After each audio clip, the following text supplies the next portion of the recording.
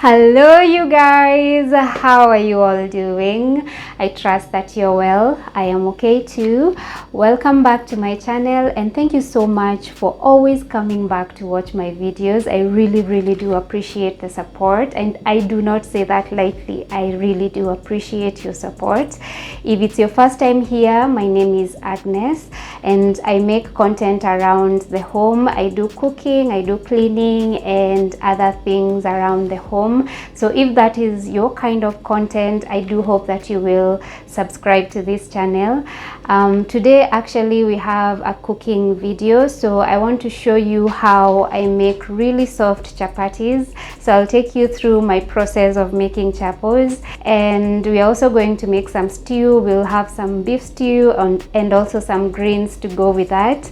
So I hope that you will stay till the end and that you will enjoy the video. I'm going to start with the chapatis, and then I'll make some beef stew, and finally I will make the greens.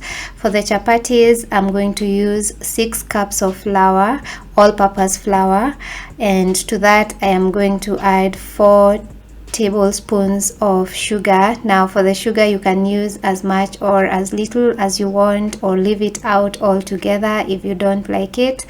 And I'm also going to add some salt. I'll use half a teaspoon of salt because I'm also using margarine, which is also salted. And then I'll also add 3 tablespoons of milk powder. I like using milk because it makes the chapatis have a nice creamy taste. You can also use liquid milk, so this time I decided to use powdered milk. I'll mix that well and then add melted margarine. I'm using margarine, but you can also use butter or cooking oil. I find that when I use either butter or margarine, the chapatis become even softer. So now I'll mix until everything is nicely incorporated, and then I'll add water. I'm going to use warm water to make this dough because warm water makes the dough softer. So I'm going to add 1.5 cups of water, and I'm going to add it gradually. Just add a little bit, little by little, and mix until I have a sticky dough, at which point I'm going to transfer it onto the surface and start my kneading process. The outcome of the chapos really depend on how you make your dough. The softer the dough, the better the chapo. If you have a hard dough, then chances are your chapos are not going to be very soft. And I've also learned that the more you knead the dough, the softer it becomes. So I'm going to work on this dough for about 15 minutes, just kneading and kneading and kneading and kneading. It was a really good workout. It kind of helped me release some tension. Yeah, anyway, I did the work. By the way, guys, if you realize that your dough is sticking to your hands as you're kneading, it's not always a call for more flour. So as you continue to knead, the dough actually firms up on its own. So don't make a mistake of adding too much flour, because then you're going to end up with a very hard dough. So once the 15 minutes were over, I oiled my bowl and I put my dough there to rest. You should give your dough a few minutes to rest. You can leave it for 15 minutes, 30 minutes. For mine, I left it for a whole hour, and when I came back, it was soft and stretchy. After the 1 hour, the dough was really soft. I still kneaded it for another 2-3 minutes, and then I cut it into 2 pieces, into 2 halves, to make it easier to work with, and I worked on each half at a time.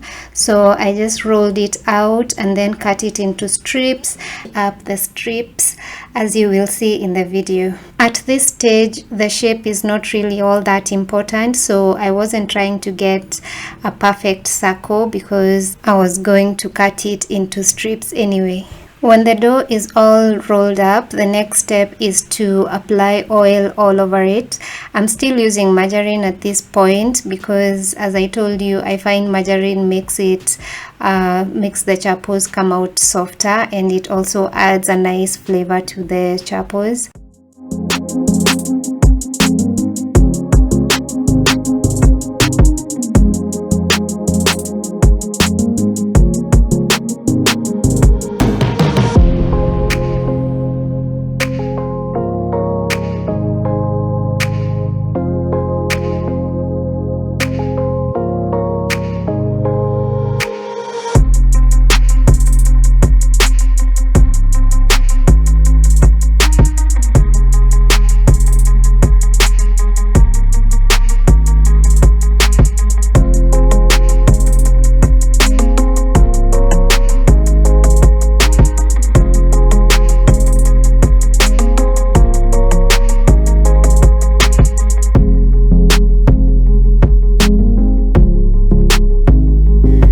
you will notice that as I was going through the process, this process of folding the strips, let's call it folding the strips, I don't know what it's called, but that's basically what I was doing. I was stretching the dough out and then folding, stretching and folding, because the dough is really soft. It was stretching quite easily.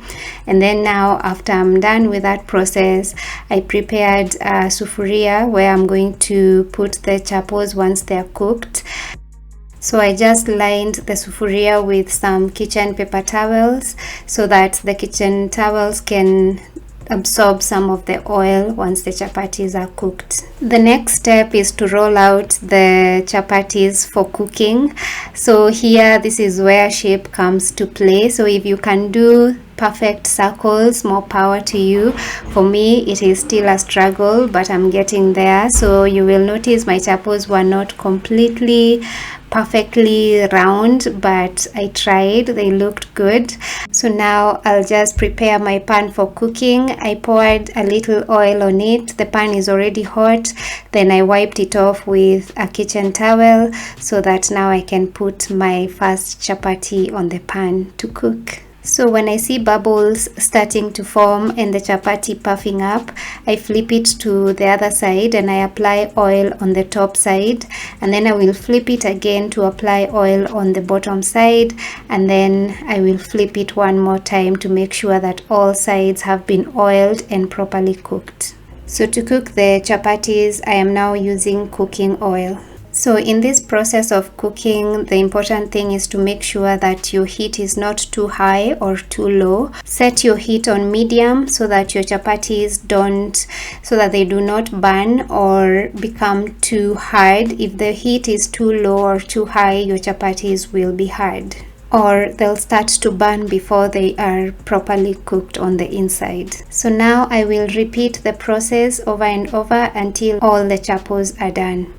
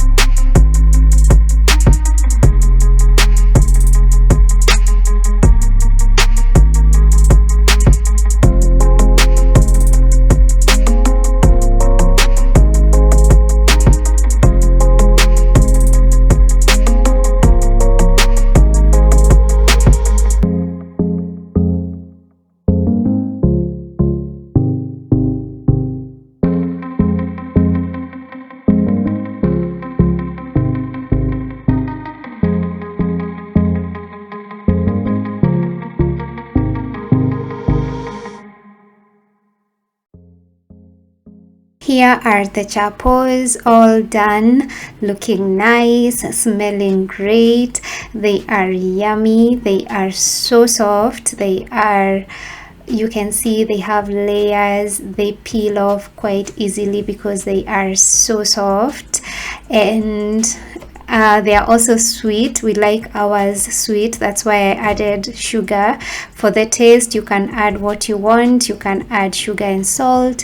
You can add sugar only, salt only. It's definitely your choice. It's your preferred taste. So for us, we like them sweet, and this one was scrumptious.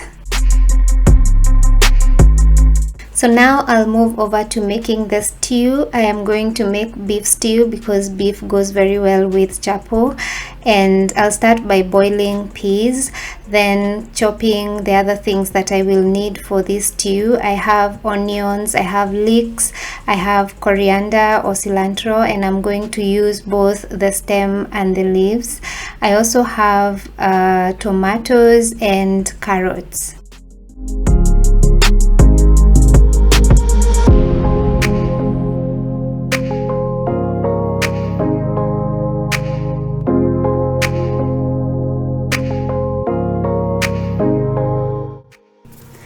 As my onions are cooking, I'm going to add the coriander stems and let them cook together. They have a very nice flavor. And then after that, I will go in with the leeks. Then while making this stew, I put carrots before the meat. That was not intentional, but anyway, it turned out okay. So I'll go in with carrots, then I'm going to put the meat, then I will put tomatoes, and then peas, and then finally I will add the coriander leaves, and the stew will be done. Oh, I also put some spices. I added curry powder, some paprika, some Royco beef cubes, and some salt. I've seen a lot of change, been through a lot of pain. Some things are not the same as they were a year ago, but all will be okay. I move on each and every day. The past is where it stays, way back a year ago. I've changed for the better this time. I thought I would never be fine. I strive just to say I'm alright, and for the first time in a long time I'm alright. I've seen a lot of change, been through a lot of pain. Some things are not the same as they were a year ago, but all will be okay. I move on each and every day. The past is where it stays, way back a year ago.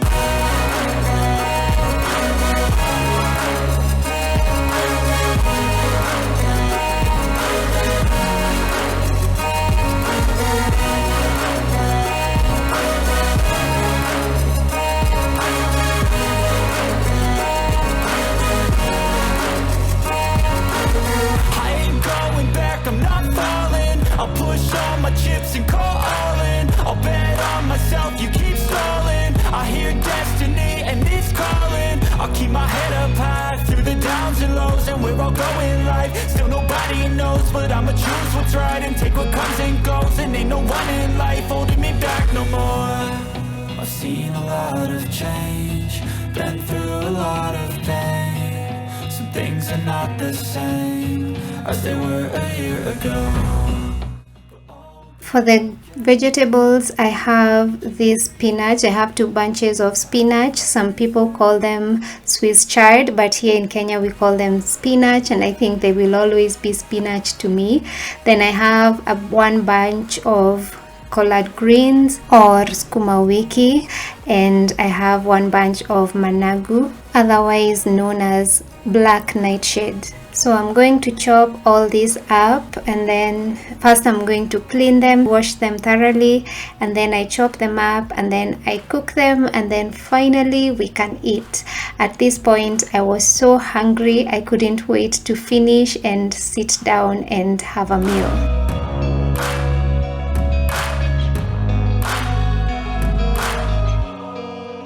Back a year ago, I've seen a lot of change. I'm not going to add much to the veggies. I'll just add some tomato paste. So that is tomato paste diluted in water that I've just added. Then I'm going in with some beef cubes, and then now I'll add the sukuma wiki, add some salt, let it cook, and our meal will be ready. For the better this time. I thought I would never be fine. I strive just to say I'm alright, and for the first time in a long time I'm alright. I've seen a lot of change, been through a lot of pain. Some things are not the same as they were a year ago, but all will be okay.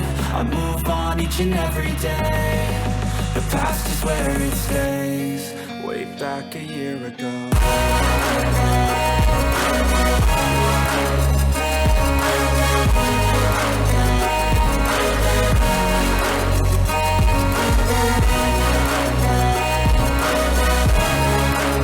this food was so delicious. It turned out great, better than I expected, and we enjoyed it and we loved it. I hope that you will try it for yourself and enjoy the goodness.